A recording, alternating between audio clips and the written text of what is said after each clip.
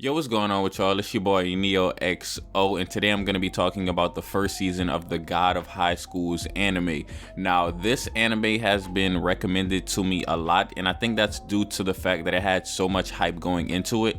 I actually saw a lot of the trailers on YouTube, and the fight sequences in those trailers got me interested right away. Now, when I actually began to start watching the anime, I waited a little while. I seen like the first 2 episodes, and then after that I kind of waited for it to finish, and once it was finished I went back and I watched all of the episodes. So now that I've watched all of the episodes fresh in my mind, because I just finished it today as of the recording of this video, I'm just going to give a little bit of my thoughts on the series. Now, this is probably not the most comprehensive review, considering it's not a script or anything. Most of the things that I'm going to be saying in this video are off the top of my head, just pretty much all off the top of my head. So one of the first things that stand out to me, as I stated, is the animation. Now, the animation in this anime was really well done. The fight sequences are the main focus point of this anime, if you were to ask me. And the reason I say that is because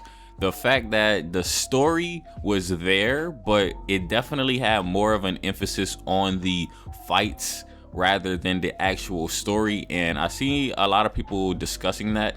Me personally, I do think that there should have been a little bit more substance behind the stories of the fights. For example, in one of the episodes, they had a man who was struggling with school, and that was a pretty cool backstory, and it got me really interested in that fight. But for other fights, they had little to no backstory, and it was just amazing action sequences. Now, if you're someone who's into amazing action sequences, I can definitely see why you would like this series.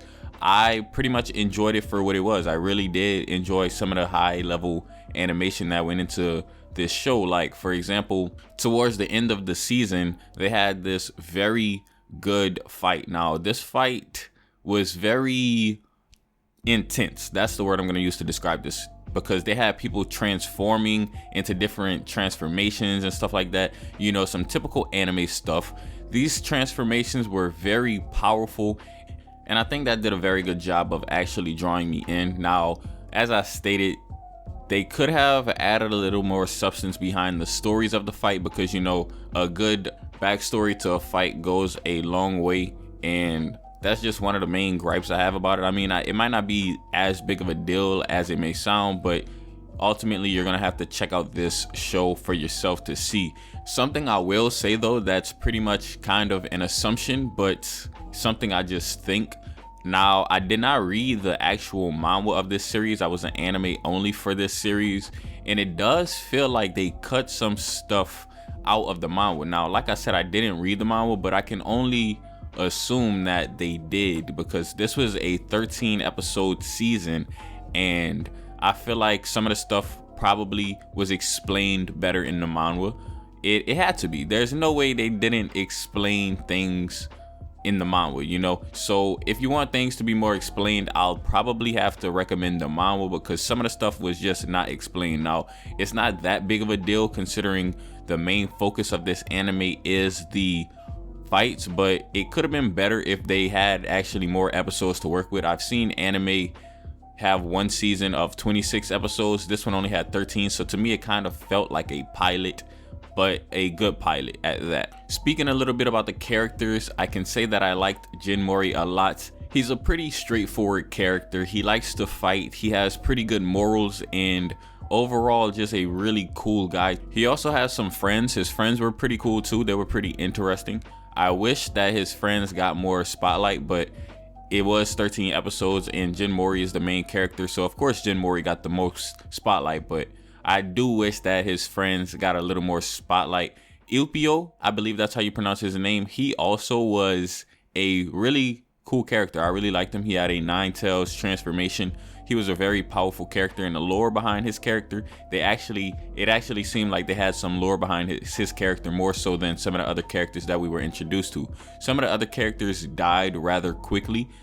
Like, when I mean rather quickly, I mean within like 1 to 2 episodes, but I guess that's not really a big deal, because this series kind of kept it moving episode by episode. It kept it moving, it kept the plot progressing every episode, not really taking any time to dwell on the nuances of a particular moment. Overall, I'd say it was a pretty good watch for me.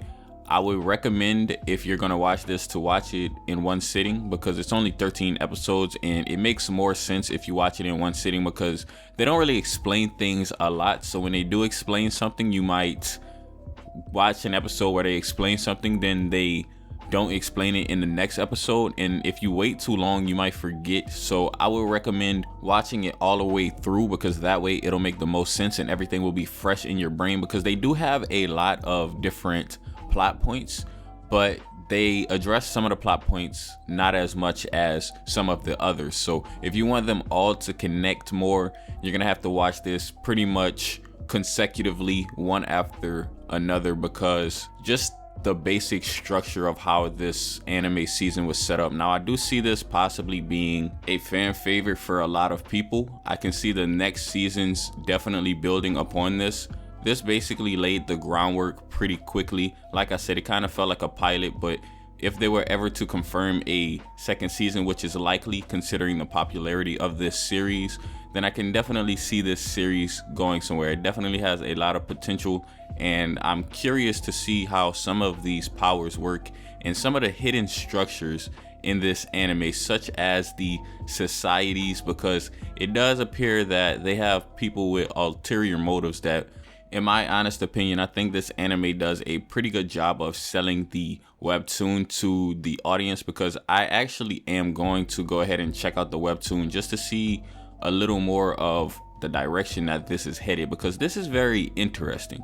It really is, and I'm really curious. Like, it does have a lot of chapters, pages, whatever you want to call it, in the manhwa, so this is a very small fraction of the true potential of the series. And if this did in fact have that many chapters in the manhwa, it is definitely good, especially since it's a manhwa that got adapted into an anime. So that means that the fan base is there for this series, so a lot of people enjoy it. However, I don't know if the manhwa is carrying the fan base or it is the anime. I would only be able to guess that it's the manhwa that's maintaining the popularity of this series. So I will check out the manhwa. Like I said, I can only assume that it's the superior product due to how long it's lasted and the popularity of the series. There's no way Crunchyroll would have adapted this if it did not see future potential for growth, and I definitely see a lot of potential for growth with this anime, and I'm gonna check out the manhwa a little bit just to see what might be different about the anime and the manhwa, and I might have a video on that. But if you did enjoy this video, go ahead and leave a thumbs up, comment, and subscribe. And as always, it's been your boy NeoXO, and I'm out.